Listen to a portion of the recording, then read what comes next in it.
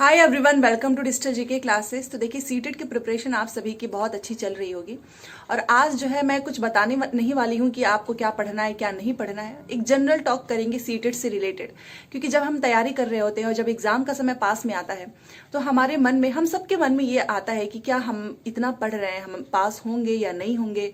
बहुत सी चीजें आती हैं, तो बस उसी से रिलेटेड कुछ छोटी मोटी बातें करेंगे। और वैसे भी आप सब अच्छे से तैयारी कर ही रहे हो, बस मैं बीच बीच में आप सभी को मोटिवेट करने के लिए आती रहूंगी, सो दैट अगर आप लो हो तो आपको मैं सही चीज डायरेक्ट करने के लिए, सो दैट आप जो है कभी भी ये ना समझें कि आपका सीटेट नहीं हो सकता है, नहीं क्लियर हो सकता है। ये चीज नहीं आनी चाहिए, क्योंकि हर एक इंसान जो है अगर वो मेहनत करता है तो जरूर पास हो सकता है। एंड दूसरी चीज, एक छोटी सी इन्फॉर्मेशन भी देनी थी कि कल जो है मैं लाइव आऊंगी रात में। आप मुझे टाइम बता देना, कौन सा टाइम जो है, कौन से टाइम पे आप सभी अवेलेबल हो सकते हो, आप फ्री हो सकते हैं।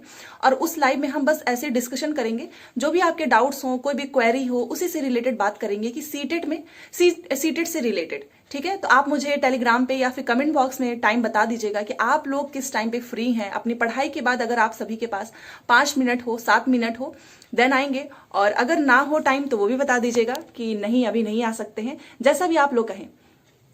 तो चलिए बात करते हैं। और पहली बार जो लोग, कुछ लोग नए लोग अगर जुड़ रहे हैं तो प्लीज सब्सक्राइब कर लीजिएगा, सो दैट आप भी हमारी एक फैमिली का हिस्सा बन जाएं, जहां पर हम क्या करें, आपस में सीखते रहें।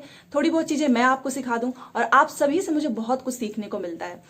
सच में, क्योंकि जब भी मैं आप सभी के कमेंट्स देखती हूँ कि आप लोग अपना बताते हो कि आपके इतने मार्क्स आ रहे हैं, तो मुझे बहुत अच्छा लगता है कि आप सभी के पढ़ाई में इंप्रूवमेंट हो रहा है। तो चलो बात कर लेते हैं सीटेट से रिलेटेड। देखिए, अगर आप जो है, एक चीज मैं बस बताना चाहूंगी कि अगर आप जो है ऑनेस्टी के साथ, पूरी ईमानदारी से पढ़ाई कर रहे हो, किसी और को दिखाने के लिए नहीं, क्योंकि कई बार ऐसा होता है ना कि हम ऐसे ही बस झूठ मूठ की किताबें लेकर बैठ जाते हैं, ये सोचते हैं कि चलो पढ़ाई कर लेते हैं। ये कुछ लोग ही करते हैं, सब लोग तो सब यही चाहते होंगे कि उनका पेपर निकल जाए।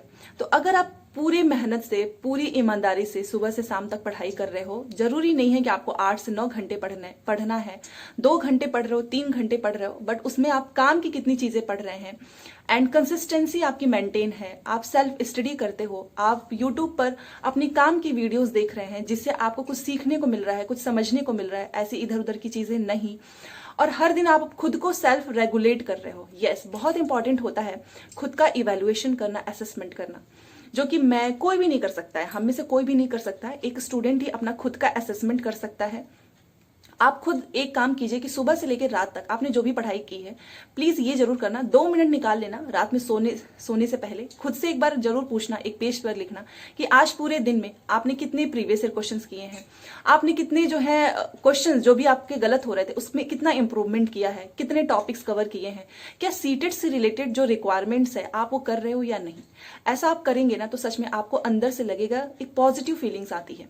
क्योंकि जब हम रात में ये सोचते हैं ना कि यस, आज मैंने पूरे दिन की जो पढ़ाई की है उससे मुझे फायदा हुआ है, वो मेरे सीटेट से रिलेटेड जो है मुझे उसको क्लियर करने में बहुत हेल्प करेगा, तो आप पता है बहुत मोटिवेट हो जाएंगे।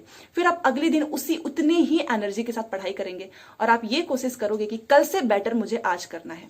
और उस बेटर एक एक दिन के चक्कर में आप इतने अच्छे बन जाएंगे अपनी पढ़ाई में और आपका इतना अच्छा स्कोर आएगा। सच बता रही हूँ, ऐसा सबके साथ होता है।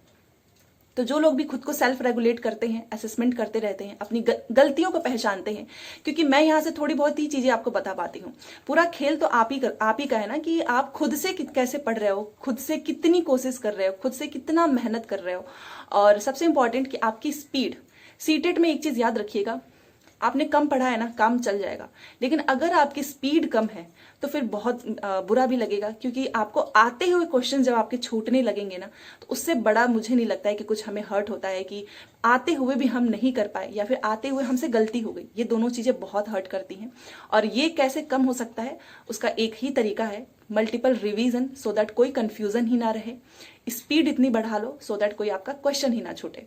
तो ये सारी चीजें हैं, ये आपको पता है, मुझे पता है, लेकिन मैं बस ऐसे ही मैंने सोचा कि एक बार आपसे पूछ लिया जाए कि आप सभी की तैयारी कितनी चल रही है और आपके नंबर कितने आ रहे हैं।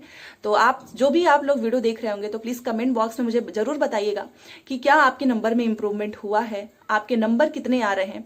मॉक टेस्ट पे ज्यादा परेशान मत होना, क्योंकि मॉक टेस्ट का लेवल थोड़ा सा हाई बनाते ही है, सो दैट आपको पता चले आपकी तैयारी का लेवल। बस अगर आपके उसमें जैसे कि 100 नंबर आ जा रहे हैं तो आप परेशान मत होइए, वो थोड़ा सा टफ रहता ही है क्वेश्चंस। अपना खुद का अगर आप असेसमेंट करना चाहते हो ना, तो एक बार please online previous year question जितने भी पेपर हुए हैं ना वो सारे कर डालो। अगर उसमें आपके नंबर अगर बहुत कम आ रहे हैं, इसका मतलब आप जो है सही तरीके से पढ़ाई नहीं कर रहे हो, आपको काम करने की जरूरत है। अपनी गलतियों को पकड़ो, क्योंकि आपकी गलती मैं नहीं बता सकती हूं, मैं केवल आपको समझा सकती हूँ।